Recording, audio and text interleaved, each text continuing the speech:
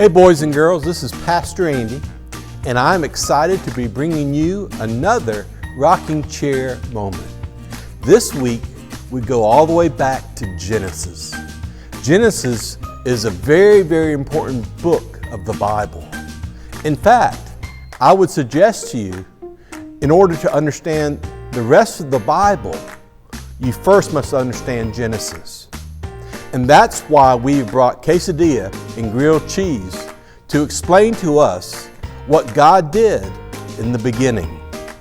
How many have ever climbed a tree? Or perhaps you have a pet. You got a favorite name of your pet? Well, if you've got a pet, or if you've ever climbed a tree, you could thank God. Because in the beginning, God created things, certain things each day. Now let's go visit quesadilla and grilled cheese, as I believe they're up in a tree. That's right. I heard that quesadilla learned to climb a tree. So let's catch up with them and learn about what God created each and every day. And we'll come back here very soon.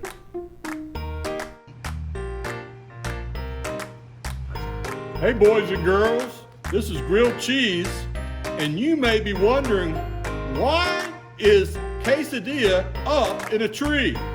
Well, quesadilla, can you explain how you got so high in this tree? Sure.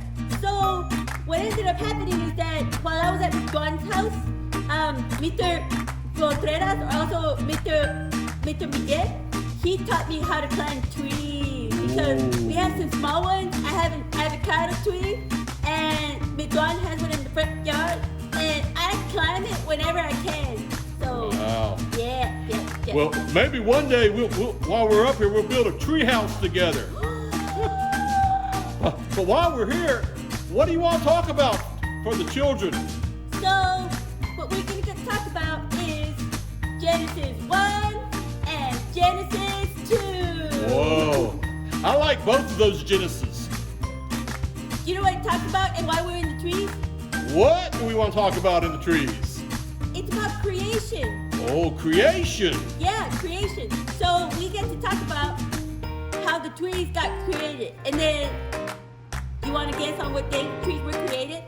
Well, let's just say right now, I am really, really thankful that the trees were created, because they're my favorite vegetation. Yeah. I don't like to eat trees like you do. I don't like I leaves. love leaves. I mean, when I'm with Miss Duan, she makes me eat leaves, but that's because she mostly eats nuts and leaves. That's her. Well, what day were the trees created on, Miss Quesadilla? Okay, so let me tell you when the trees were created. Okay, so the trees were created. What if I just start from the beginning and tell you that? That sounds like a good plan. Okay. So everything in the world began with God. God started his creation with the heavens and the earth. For 6 days, God worked and made everything. So in the beginning, the earth was covered in darkness. So God said, "Let there be light."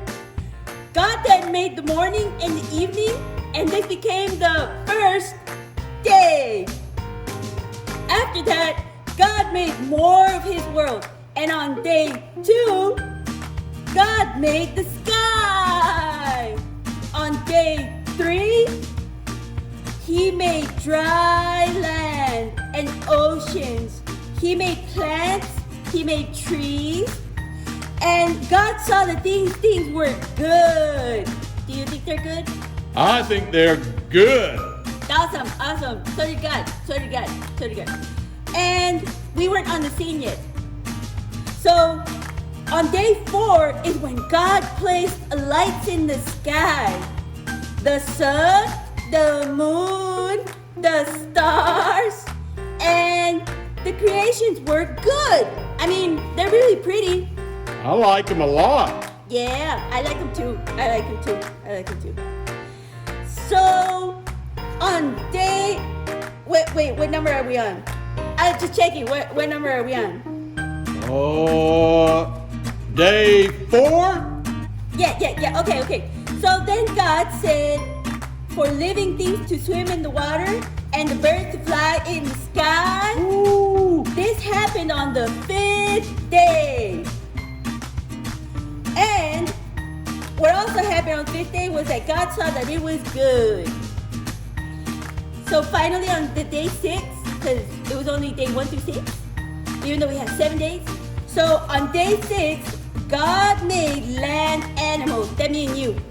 Whoa. The animals that walk, the animals that are creepy and crawly, the animals that hop, the animals that jump, and also the ones that climb trees like us.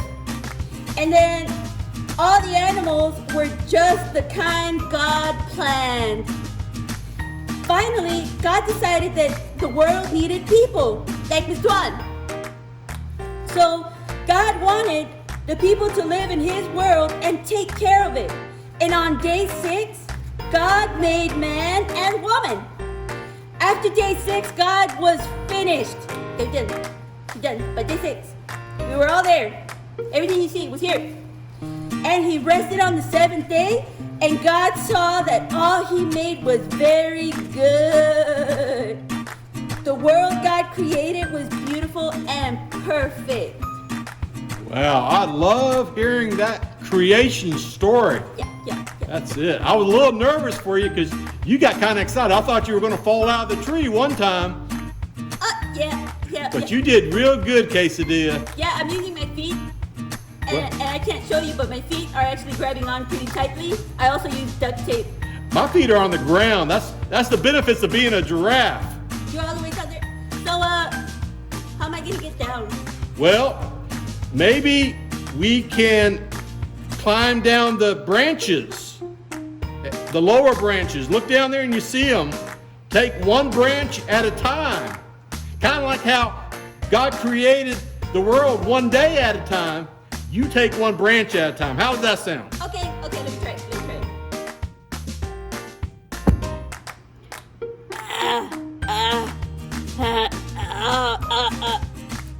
I'm good. Grilled cheese, I'm good. Bye-bye, boys and girls. Quesadilla is okay. No injuries.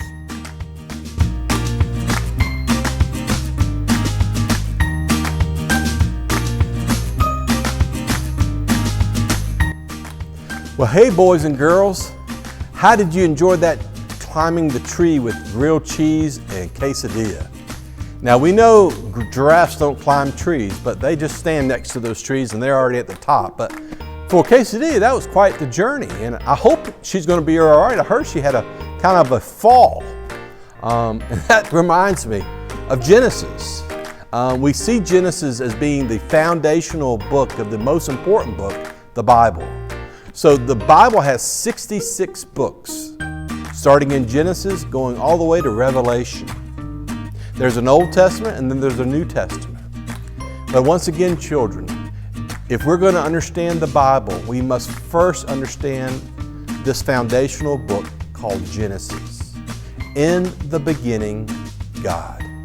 Now, you may come across people from time to time who wants to debate or argue a little bit about when in the beginning was.